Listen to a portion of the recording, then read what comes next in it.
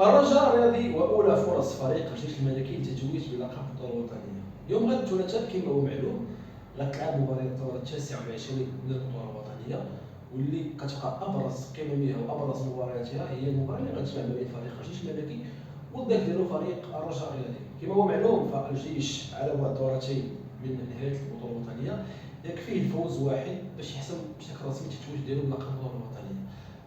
اولى العقبات ديالو هو فريق الرجاء الرياضي كما قلنا يوم غد الثلاثاء ديما منافسه الدوره 29. فوز الفريق الجيش الملكي غادي يامن ليه بشكل رسمي التتويج بلقب البطوله الوطنيه دون النظر او الانتظار المباراه ديال الدوره الاخيره اللي غتجمعوا بفريق اتحاد طنجه المقابل. فالتعثر ديالو الهزيمه او التعادل غادي ياجل الامور الى غير الدوره 30، ويمكن ان الامور تعقد بما انه سيواجه فريق ديال اتحاد طنجه اللي معني بالتنافس على تفادي النزول الى بطوله القسم الوطني الثاني. فكما قلت الجيش الملكي سيسعى لاعبوه الى ضمان تتويج بلقب البطوله الوطنيه غدا الثلاثاء دون انتظار الدوره الاخيره وتفادي الضغوطات ديال الدورات الاخيره والحسابات ديال الدورات الاخيره. فالاكيد على انه المباراه ماشي سهله، بما انه غادي يواجه فيها فريق الرجاء الرياضي. كنعرفوا على انه مباراه كلاسيكو ما بين الرجاء والجيش او الوداد والجيش دائما ما تتسم بالنديه، ودائما يعني ما كاينش شي طرف اللي كيبغي ينهزم فيها. فالاكيد على انه كاين بزاف ديال الحسابات في هذه المباراه هذه. يمكن انا كما لاحظتوا في العنوان فانا غادي نرجع لكم من المباراه ديال سنه 2011 اللي كانت جمعت ما بين الجيش الملكي وفريق الرجاء الرياضي من منافسه الدوره 30.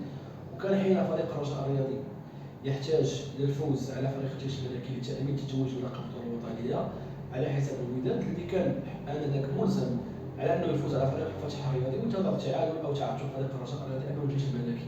وحينها الى ذكرتوا جميع ففريق الرجاء الرياضي انهزم امام فريق الجيش الملكي بهدف لصفر سجلوا لاعب الجيش السابق جواد ودوش، والوداد استفاد من الهزيمه ديال الرجاء الرياضي امام فريق الجيش الملكي وفاز على فريق الفتح الرياضي بهدف لصفر سجلوا لاعب مصطفى بدودان وقدر على انه يتوج بلقب البطوله الوطنيه. فكاين حساب على حسابات ضيقه ما بين الطرفين بخلاف بغض النظر على الكلاسيكوات ويعني والحده ديال الكلاسيكوات والرغبه ديال كل طرف في كل انه يفوز على الفريق الاخر.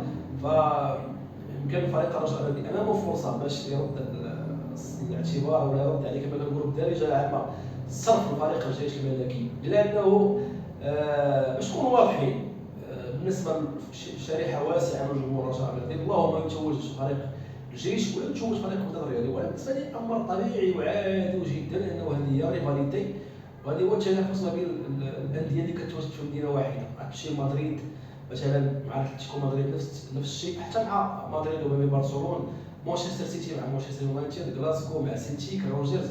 مساله طبيعيه بالنسبه لي. الاهلي مع الزمالك، فحنا شفنا يعني احتفالات ديال الزمالك في سنوات سابقه لما انهزم الاهلي في المناسبتين امام الوداد في نهائي دوري ابطال افريقيا. شفنا احتفالات ديال جمهور الاهلي امام مع فوز ديال فريق صن داونز على الزمالك في نهائي دوري ابطال افريقيا.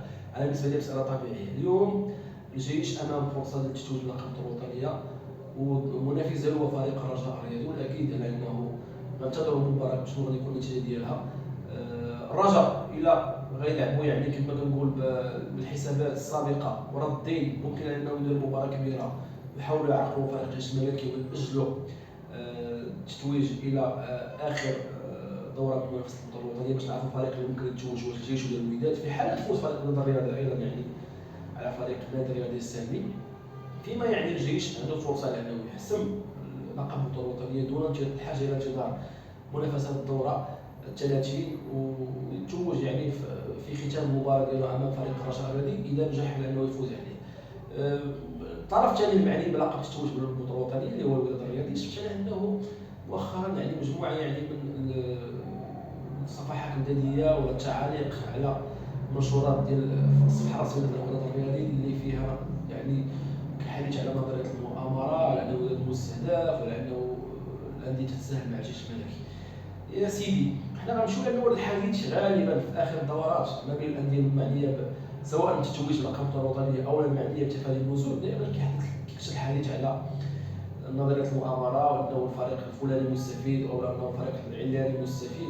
فنمشيو معاك في الوداديين يعني في هذا الطرح هذا، ولكن شكون اللي نلقاو عليه المسؤوليه بشكل اكبر؟ واش نلقاو على الانديه الاخرى اللي كتنافس ولا كتلعب مع فريق الجيش الملكي اللي هو المنافس المباشر للنادي الرياضي، ونلقاو على مزوين ديال فريق النادي الرياضي وعلى اساس الشخص الرئيس ديالو سعيد الناصري. لو انه اذا اليوم كان عنده فريق قوي اللي يقدر ينافس على البطوله الوطنيه ويقدر يحسن تتويج بالبطوله الوطنيه قبل ما يعني ما تنتهي يعني دورات عديده، وكان ممكن جدا انه كانت عنده جميع المقومات في بدايه الموسم الكروي الجاري، كانت عنده مداخل ماليه مهمه، كانت عنده يعني قاعده جماهيريه كبيره، ويعني وخارج من الموسم الكروي ناجح بنسبه كبيره مع والد الكراكي المدرب الحالي للمنتخب الوطني. فكان ممكن انه الناصري يستغل المعطيات ويتعاقد مع لاعبين مميزين من المستوى ديال الوداد، واليوم ما نكونوش يعني في هذا النقاش اللي دار عن الناديين ديال نظريه المؤامره.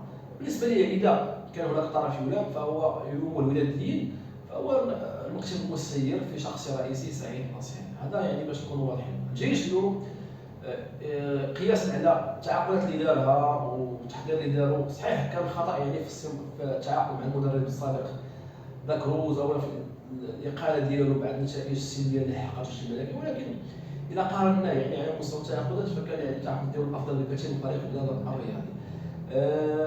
على مستوى اسفل الترتيب ايضا يعني الانديه المعنيه بمساله انتقال النزول الى بطوله القسم الوطني الثاني اللي هي اتحاد طنجه وفريق دفاع حسن الجديدي وفريق اولمبيك خليفه. عرفنا على انه الان فريق دفاع حسن الجديدي هو الذي يحتل الرتبه الاخيره رتبه 16، فوق منه كان فريق اولمبيك خليفه، فيما يحتل فريق اتحاد طنجه رتبه 14 لمناله نسبيا يعني البقاء في بطوله القسم الوطني الاول. ونبداو بالمتدربين فريق دفاع حسن الجديدي اللي عنده مباراه صعيبه داخل القواعد ديالو امام فريق تلتمركان. علاش صعيبه؟ لانه تلتمركان فريق اللي ما معنيش بلقب البطوله الوطنيه، فريق اللي ما معنيش يعني تفادي النزول، وحتى على الورق كيبقى اقوى من فريق دفاع حسن الجديدي. بالتالي انا خصني نتوقع على انه في هذه الدوره هذه غادي ينزل فريق دفاع حسن الجديدي بشكل رسمي الى بطوله القسم الوطني الثاني، لانه على الورق فريق كان هو اقوى بكثير ويلعب يعني بدون ضغوطات، وبالتالي ممكن انه يعلن او يرسل بشكل رسمي فريق دفاع حسن الجديدي الى بطوله القسم الوطني الثاني. ولا تحصيل حاصل لانه كان سير عشوائي فريق الجديدي منذ عده مواسم، ماشي هذا الموسم هذا، ودائما كان يصارع مع تفادي النزول. والاكيد على انه عفوا كان غادي يجي واحد الموسم اللي غادي ينزل فيه بشكل رسمي الى القسم الوطني الثاني. الطرف او الفريق الاخر اللي معني بامر تفادي النزول الى بطوله القسم الوطني الثاني اللي هو فريق اولمبيك خليفه، حتى واحد مباراه صعبه جدا اللي غادي يحل فيها ضيف على فريق اولمبيك اسفين. اولمبيك اسفين يمكن تشارك نفس الخصائص مع فريق تلتمركان، ما عندوش يعني ضغوطات، ما معني لا بلقب بطوله، ما معني بلقب ولا منافسه خارجيه اللي يقدر يعتبر رتبه مؤهله الى منافسه خارجيه، ولا حتى تفادي النزول يعني حتى رتبه مريحه جدا.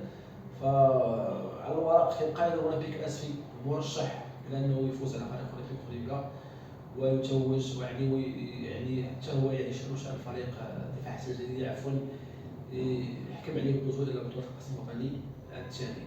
الفريق الاخر ايضا اللي معني مساله تفادي النزول هو فريق اتحاد طنجه، عنده فرصه على انه يمكن الى استفادوا في حاله تحقيق الفروق الاخرى اولمبيك خليفه ودفاع حسن الجديدي نتائج سلبيه، وقدر على انه في المباراه اللي غادي يحل فيها ضيف على فريق شباب محمديه على انه يحقق نتيجه ايجابيه فيقدر يامن بشكل رسمي البقاء ديالو في بطوله القسم الوطني الاول. صحيح انه المباراه ماشي سهله، خصوصا انه ايضا شباب محمديه فريق اللي امن البقاء ديالو ايضا حتى هو بشكل رسمي، وبالتالي يعني غيلعب بدون ضغوطات.